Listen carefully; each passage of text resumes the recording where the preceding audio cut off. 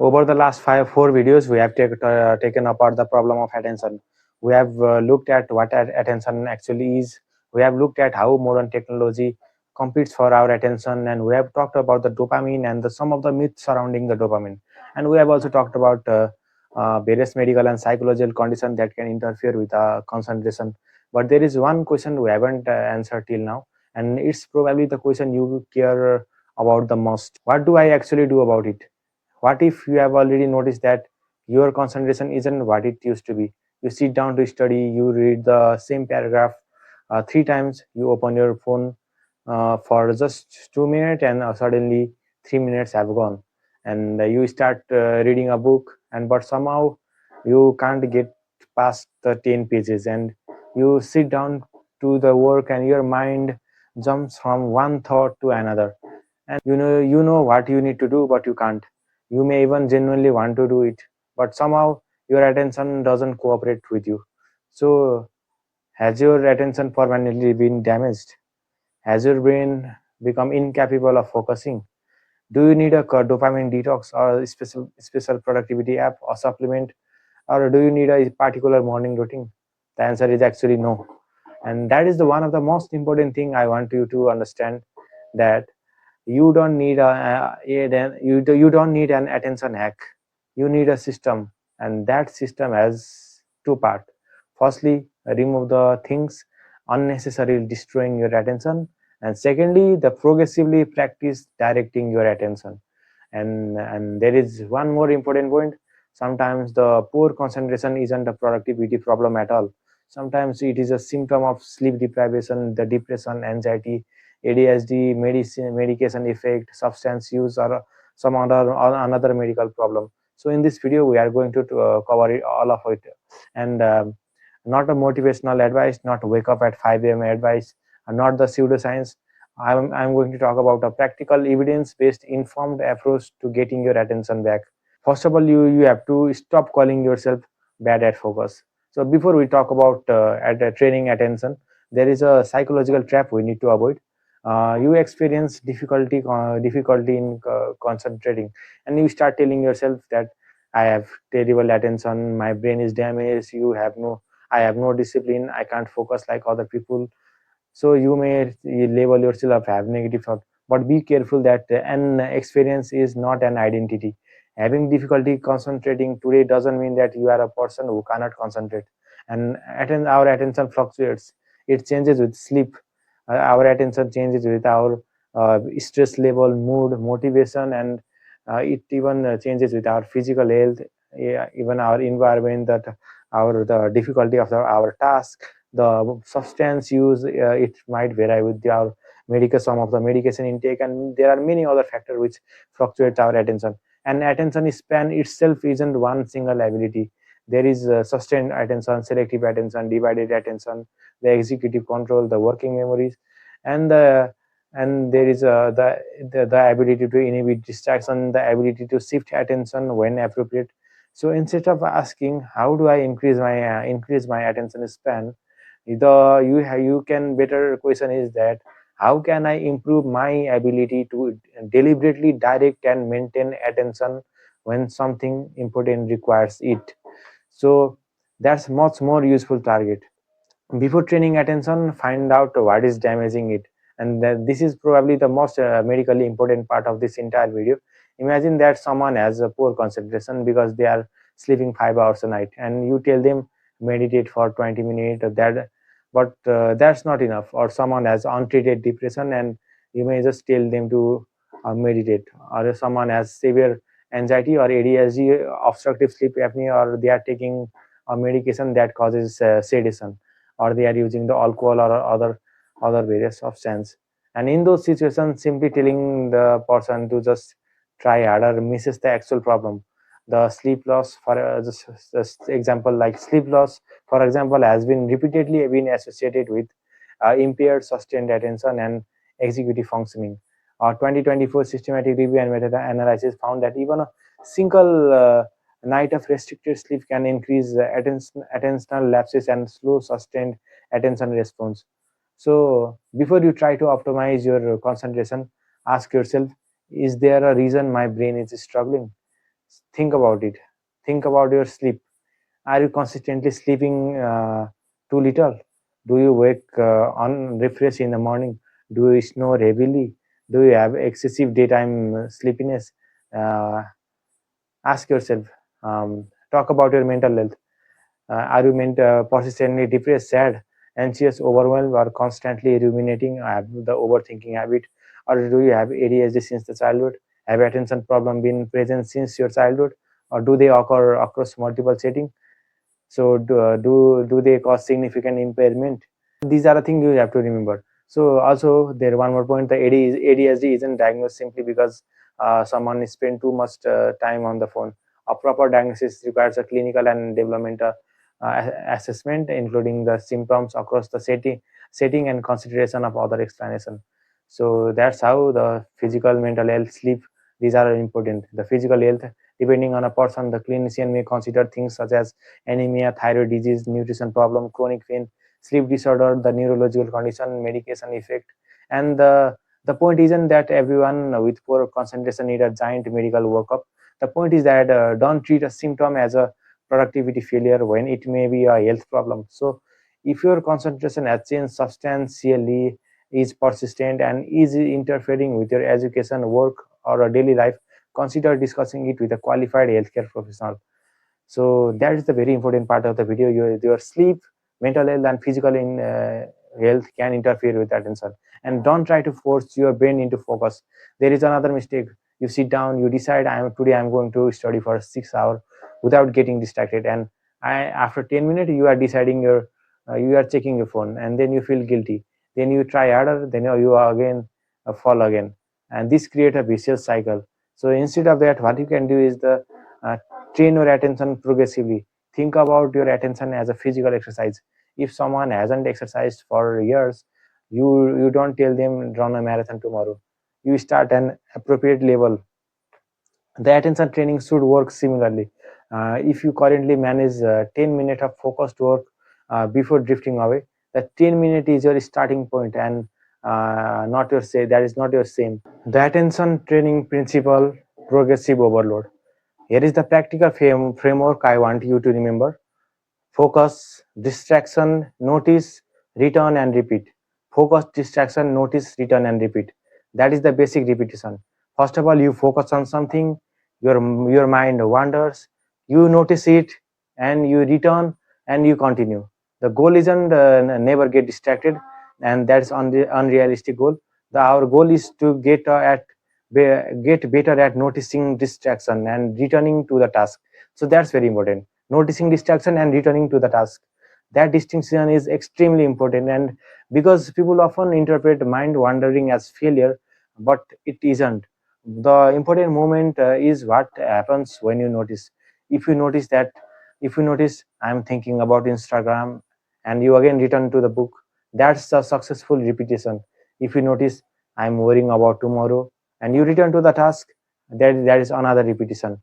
Your brain will wander, no doubt, it will wander, but your job is to practice returning, and that's very important. Start with a focus baseline. Here is something I want you to actually do tomorrow. Choose one cognitively demanding activity. For example, you can go for studying, reading, writing, or you can do for coding, research, or whatever you do. Either it may be solving question. Whatever you do, put your phone away. Choose just one task and set a timer for 25 minutes and work. Don't obsess whether you are perfectly focused. Simply observe. Just after that, afterward, ask, how many times did I get distracted? What distracted me? And was it my phone, or it was other people, or it was what distracted me? It's my own anxiety, boredom, hunger, or fatigue, or what? Just notice. Or was another task distracted me, or just a random thought? So you are creating a baseline, because you can't improve what you never observe. So just notice, and notice your baseline and be aware, and then build your focus gradually. Suppose you currently manage 20 minutes, don't immediately aim for 3 hours. So try, first of all, try for 1 week, Try for 20 to 20 minutes of the session, the focus session. Then in the second week you may to go for 25 to 30 minutes.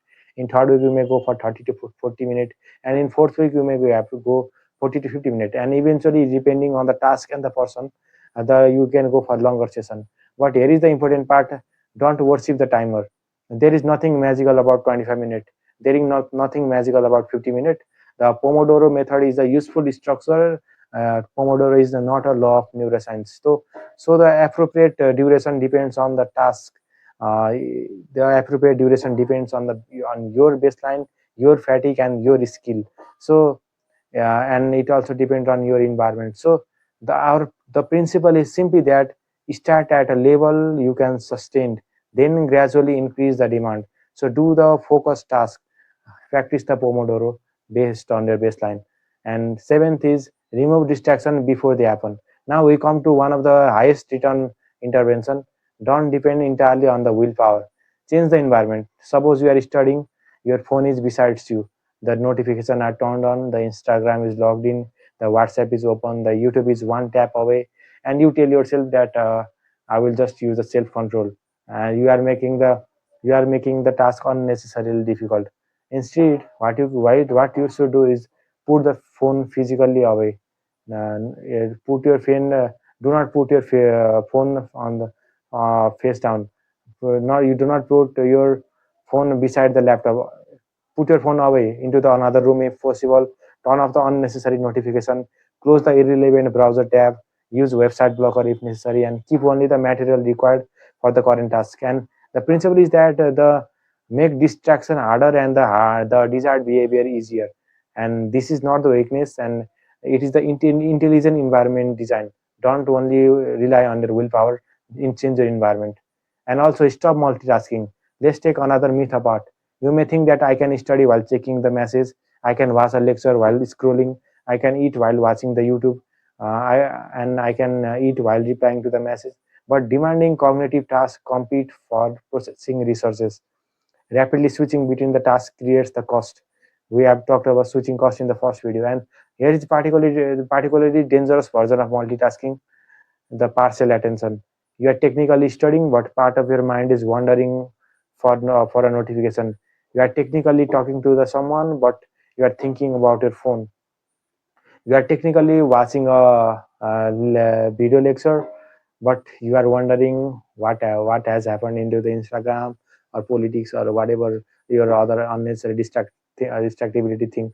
So practice one screen, one task, one objective at a time. When studying, just study. When you are talking with someone, just talk. When you are eating, just eat. When you are when you are resting, just rest. So just do one thing, whatever you are doing. You do not need to eliminate every form of multitasking from your life. Some routine tasks can be combined, but for demanding cognitive work, the single tasking should be your default. So that is the key: single tasking. And you use the one task rule. Here is the simple rule you can implement today. When doing a focused work, one major task, one relevant window, and one clearly defined outcome. Not it's not that study medicine, that is too vague. Instead, complete 30 MCQ on cardiology and the review the incorrect answer. Now your brain knows what done means, so that this reduces the tendency to continually renegotiate what you are doing. So be specific. Also, make the starting point ridiculously clear. A surprisingly common problem isn't inability to work; it is difficulty starting. You tell yourself that I need to study, but your brain doesn't know exactly what that means. So instead, write at 7 p.m. I will sit at my desk, open chapter number 4, and I will study from page number 120 to 130. So the more concrete the action, the less decision making is required. So you can even use an implementation intention. If it is 7 p.m., then I will sit at my desk and begin 25 minutes of focused study. And implementation intention approaches have evidence for improving the goal attain practice deep work. And we have the popular term known as deep work, and you have probably heard the term.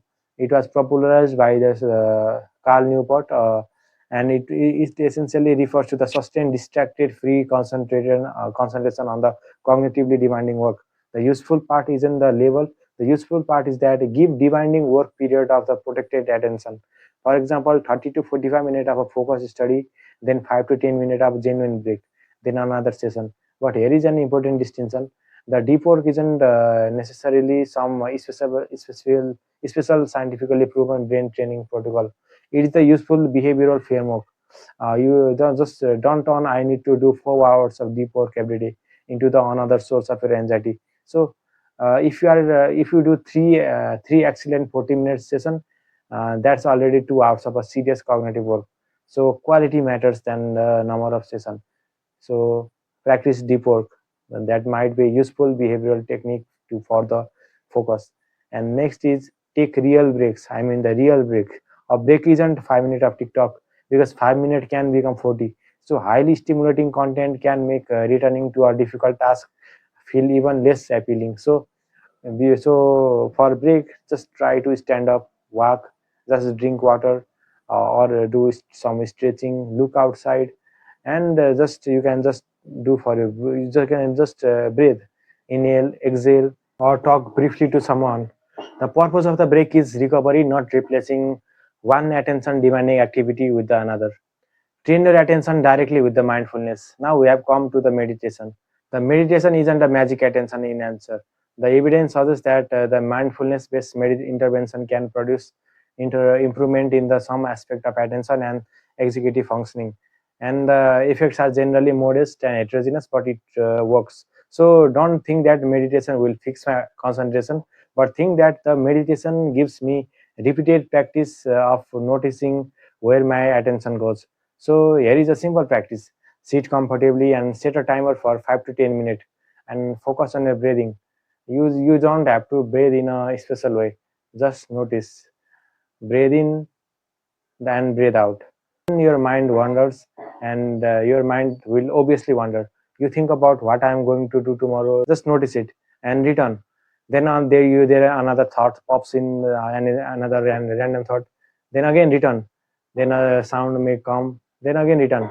You may feel itchy. Just then again return. That's the exercise.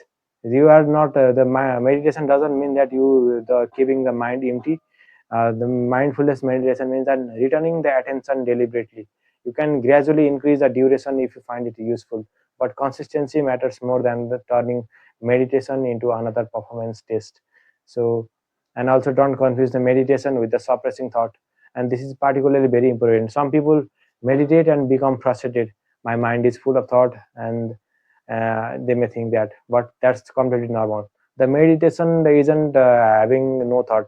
It's a meditation means it's having awareness of thought without automatically following them, and that skill has the application outside the meditation. You are studying, a thought appears, and instead of immediately following your thought, you for 10 minutes you notice that I'm thinking, and you again return back to your study. That's attentional control is in everyday life is important, and that's what the meditation train you. And next thing is read, but understand what reading can and cannot do. So reading long form of material is very useful, and also let's avoid exaggeration that there isn't a strong evidence that simply reading books produce a dramatic generalized increase in your attention span across every domain. But however, reading provides a repeated practice in the sustained engagement, following a continuous argument, resisting the competing stimuli, and maintaining the constant context, integrating the information over the time. So these are so use it as practice, not as a magical brain intervention. The reading will obviously help you for your sustained attention. If you currently struggle to read, don't start with I will read 100 pages every day. Start with just 10 pages or just 50 for 15 minutes. Then gradually increase from your baseline. And here is also there is another rule: don't read with your phone beside you, because you are trying to train sustained attention, also simultaneously placing a highly salient distractor next to your hand. So be mindful. rebuild your tolerance for low stimulation. Now, something subtle, and many people have trained themselves to expect stimulation continuously. Waiting, phone. Eating, watching the video. Walking, again, the podcast. Going to the bathroom, scrolling. So even you just even can't tolerate the 5 second of boredom. You just go to the phone. So you don't necessarily need to eliminate every these things, but occasionally practicing doing nothing is very helpful. Sometimes stand in the queue without your phone, so walk without audio, eat one meal without watching something, sit outside for 5 minutes, and let your mind wander. The goal isn't to make a boredom morally superior, but goal is to become comfortable without constant external stimulation. And because if you cannot tolerate even the 30 second of unstimulated time, the difficult cognitive work can feel disproportionately comfortable. So that's why. And nextly, we have the sleep, the most boring attention intervention. Now we need to talk about something that isn't exciting enough for enough for Instagram. That is the sleep. People search for nootropics, the dopamine hacks, brain supplement, productivity system, but our but the sleep deprivation reliably impairs the cognitive performance, as we have discussed in the previous video, particularly sustained attention and executive functioning. So if you are sleeping 5 or 6 hours and trying to solve your attention problem with productivity app, you are starting from the wrong end. So prioritize sufficient sleep opportunity, the regular timing, and a sleep conductive environment, and addressing persistent insomnia. Evaluation of suspected sleep disorder is very important. And if you are sleeping enough but remain excessively sleepy during the day, don't simply label yourself as lazy. That also deserve the attention. So visit to the qualified for a healthcare person. Next is exercise, but don't oversell it. The physical activity is associated with cognitive benefit, including the executive function. So the honest message isn't that exercise will dramatically increase your IQ and attention. The reliable thing is that regular physical activity is good for overall health, and it may provide the modest cognitive benefit while also improving the mood and the sleep. So you don't need an extreme exercise. You can just walk, do appropriate aerobic activity, and use resistance training if medically suitable. And if someone has a musculoskeletal limitation, chronic pain, or another medical condition, the exercise should be adapted rather than blindly copied from the fitness influencer. So that's the point. And next thing, very important thing, is the managing stress and rumination. Sometimes the problem isn't distraction from outside; it's distraction from inside your own head. You are trying to study, but your mind keeps replaying yesterday's conversation, or worrying about tomorrow, or imagining what someone thinks about you. So, or you may wander your mind planning for 10 different things at a time. And in that situation, telling yourself focus doesn't solve the underlying problem. So you may need strategies for anxiety separately. You may need strategies for rumination, emotion regulation, the problem solving, and you might need psychotherapy when appropriate. And one practical technique is a worry problem list. When a thought repeatedly interrupts you, just write it down in the paper. There is a, for example, call the hospital office tomorrow, then worry about the X things of me, then ask, is there an action I can take? If yes, then write the action. If no, return to the current task. You are telling your brain that I haven't forgotten this, and it's recorded. So just whatever thought comes to your mind, just write it. That can reduce the pressure to keep rehearsing it mentally, and that will significantly reduce your overthinking and rumination. So do not use your phone as your default recovery tool. This is one of the biggest challenge I would recommend. Notice what happens when you become mentally tired. You reach for your phone, you get stimulation, then you return to the work. Then you are tired again you go back to the phone. Over time, you may condition yourself to respond to the ordinary discomfort by seeking stimulation, and instead create several low stimulation recovery options that rather than unhelpful thing like scrolling, the walking, stretching, drinking was simple, drinking water, the conversation with anyone. or listening to the music, looking outside, the brief rest, breathing, just inhale and exhale, the quiet sitting. The goal isn't just never use your phone. The goal is your goal should be that my phone is not my automatic response to every moment of discomfort. So be careful about that. Do not use your phone as the default thing. And be careful with the caffeine. The caffeine can increase the alertness and reduce the subjective sleepiness, but it isn't a substitute for the sleep. And if you use your caffeine too late, it can interfere with your sleep, potentially creating the exact problem you are trying to fix. So use it strategically rather than continuously, and don't turn the coffee into I can't function without the stimulant. Your baseline should be a healthy sleep wake system, not the perpetual compensation. And also, when the very important thing is don't stop chasing the dopamine detoxes.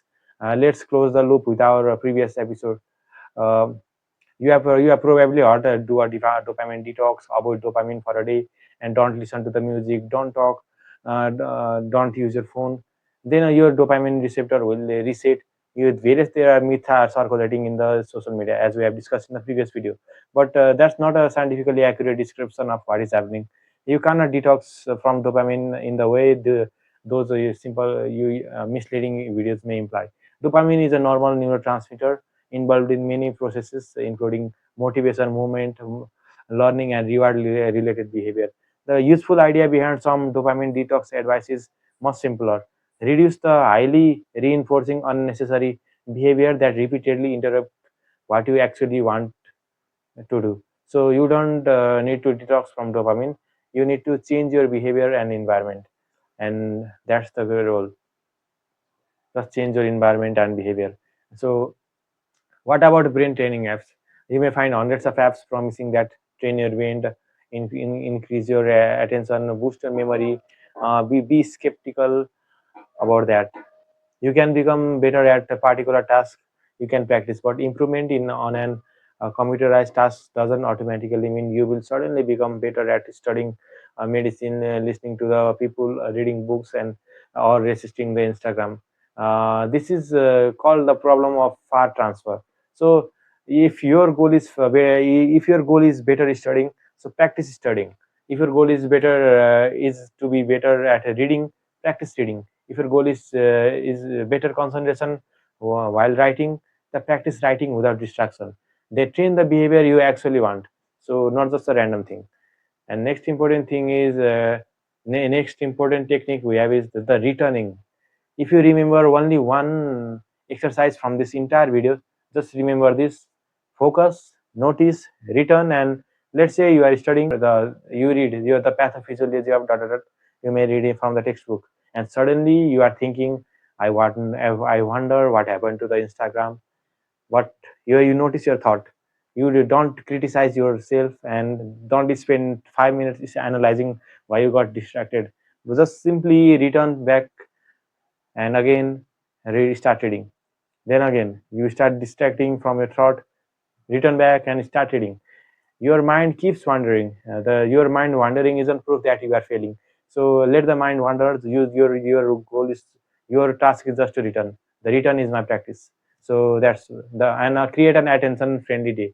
Now let's turn all of this into a realistic daily system, not a fantasy routine where you wake up at 4:30 a.m., meditate for 1 hour, exercise for 2 hour, and read 50 pages and never touch your phone. A normal person's routine is not like that. Just at morning, wake up at the reasonably consistent time according to your schedule. Don't immediately enter an endless stream of notification at the morning. Get light exposure and move around. Eat and hydrate appropriately. Then identify what is one important cognitive task today.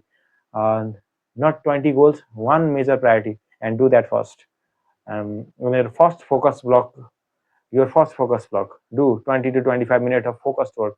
Your phone away, your notification off, one task, clear objective, then take a short break and repeat if possible. So if you are studying, don't merely watch lectures passively. Use active learning method, and you just have to recall, you have to make question, you have to you have to explain, you have to practice deliberate practice, you have to do space repetition. And because attention isn't useful If you are intensely focused on passively consuming information, you later forget. So do not chase the passive thing. And at the afternoon, do some physical activity appropriate for you. Take a walk, exercise if suitable, then complete another focused block. You don't need to be focused every minute of the day. And that's another misconception that mm, uh, human need human need focus plus recovery, and then work. We need again the rest. The objective isn't the maximum stimulation or maximum productivity. Uh, our goal is the maximum sustainable cognitive performance. So do that. And at the evening, reduce the unnecessary stimulation. Read something long form. Spend some time without your phone. Review the tomorrow's important task, and importantly, don't spend uh, the last hour of the day telling yourself that I wasted the entire day. Instead, ask what worked today and what repeatedly distracted me. What can I change tomorrow? And that's enough. Just be aware of the today's day and change. You can what you can change tomorrow. Focus on that thing. Don't regret for the past. And the 30-day attention rebuilding program. Now here is the experiment I want viewers to try. Not forever, just for 30 days. Every day, follow the consistent schedule.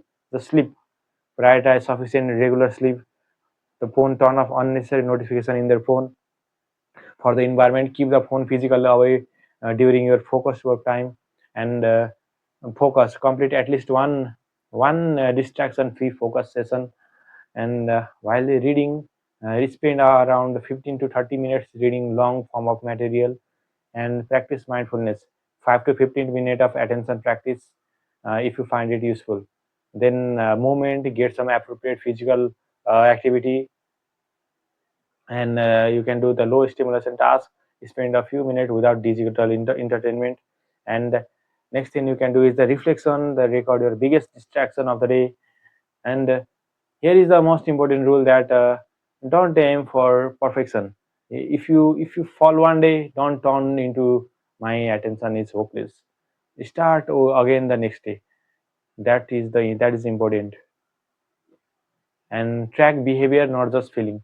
This is also important because don't wake up every morning and asking, do I feel more focused today? Your subjective feeling fluctuates. Instead, track measurable behavior. For example, like the today I focused 70 minutes. Phone interruption 4. I read 20 minutes. I slept for 7.5 hours. Exercised for 25 minutes. Meditation 10 minutes. Now you are collecting the data. Just collect your data. And after 4 weeks, you can ask, has my behavior actually changed? And that's much. Just monitor your behavior, not do not monitor your feeling. What you keep failing, this is where many productivity systems become harmful. You follow for a routine for 3 days, and the day four for fails.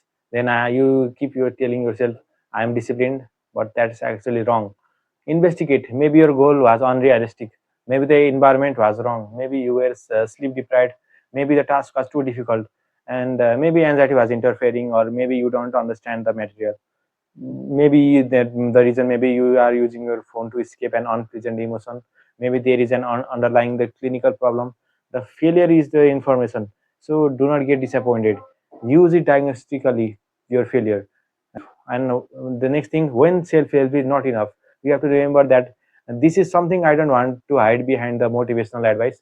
If your attention problems are severe, persistent, if it is worsening and affecting education or employment, or it's affecting relationship and it's present across the multiple areas of life associated with significant mood symptom, and if it is associated with excessive daytime sleepiness, or associated with impulsivity or hyperactivity, or if it is accompanied with other concerning neurological symptom, then consider the professional evaluation. For example, a suspected adult ADHD require a proper clinical assessment rather than a social media checklist.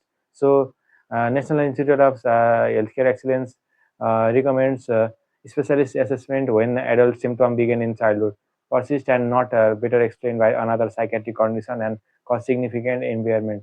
So, and if ADHD or another condition is actually present, Treating the underlying condition may be far useful than simply trying to train your brain harder. That distinction matters. So do not always try to self-help yourself. Seek professional help when necessary. And what not to do. Let's make this very simple. Don't buy every productivity app. Don't spend on motivational video to start working, or do not change dopamine detoxes, or sacrifice sleep to gain study hours, or to try to meditate for an hour because someone on YouTube said you must do it. So, or do not force yourself to unrealistic 4 hour focus session, or do not study with your phone beside. And do not blame yourself when you check your phone. And do not assume that every attention problem is ADHD, and do not assume that every attention problem is caused by social media. And do not expect that one there is one technique to transform you overnight. Instead, protect, practice, just progress, and diagnose when necessary. And that is the lesson. And now we have the bigger lesson is that here is something I have realized while researching this topic. We often talk about attention as if it were merely a productivity tool, something we need to change. So we need so that we can study more, work more, on more, achieve more. But attention is much bigger than productivity. Think about your whole life. When you are talking to someone you love, where is your attention? When you are eating a meal, are you actually tasting it? When you are walking outside, are you actually seeing the world around you? When you are reading a book, are you actually inside the ideas? When you are with your family, are you physically present but mentally somewhere else? Because ultimately, you experience your life through your attention, and that's why attention is very, very valuable, not just for productivity, for your entire life. The attention economy, and this brings us back to where this series began. There are billions of people and thousands of companies competing for a limited resource, that is your attention. Your attention can be converted into an advertisement, advertising revenue, or engagement, subscription, data, and it can be your attention can be used as a political influence for the sales, for the entertainment. So the question isn't simply why am I distracted. The better question is that what who benefits from having my attention, and even more importantly, that where do I want my attention to go. So if you don't deliver answer that question, other people and system will answer it for you. Your attention is a daily choice. You don't control every thought that enters your mind. You don't control every notification. You don't control every algorithm. You don't control uh, every stressful event.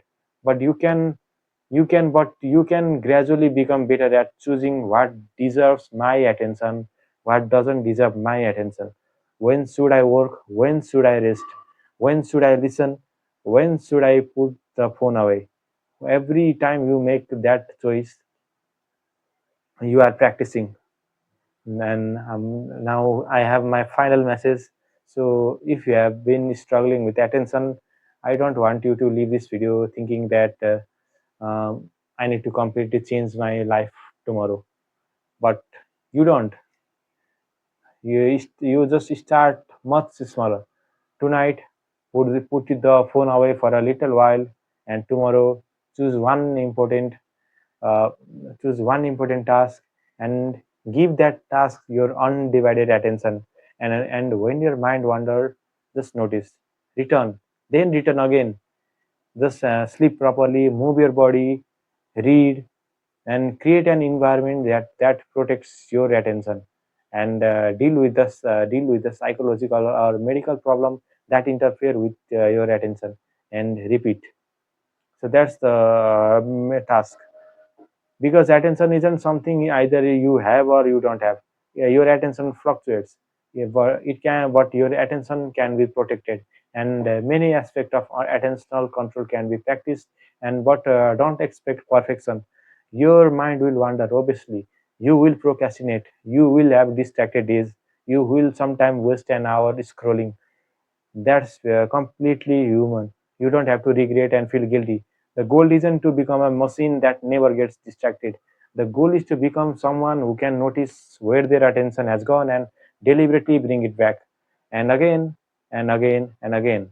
And your attention is one of the most valuable thing you possess, because wherever your attention goes, your experience goes with it. Where your attention goes repeatedly, your learning goes there, your relationship will go there, your skill will go there, your memories will go there, and eventually your life goes in that direction. So the world will keep asking for your attention. The phone will always ask, the internet, the algorithms will always ask, the advertisement will ask, the other people priorities will ask, your own worries will ask. But you don't have to give all of it away. You can learn to protect your attention. You can learn to direct it. You can practice bringing it back one moment at a time. So don't ask yourself, how can I never get distracted again? Just just ask the thing, what deserve my attention right now. So, and then give it that attention, because in the end, the quality of your attention doesn't just determine the quality of your work. The quality of your attention determines, in a very real sense, the quality of your life. So that's my final message. Thank you for watching. If these videos have helped you somewhere to change your life, then consider subscribing. I will be keep on making this video, so that one day some people will get influenced and change their life. I will be very happy even if one person get influenced and to positively change their life through me. Thank you.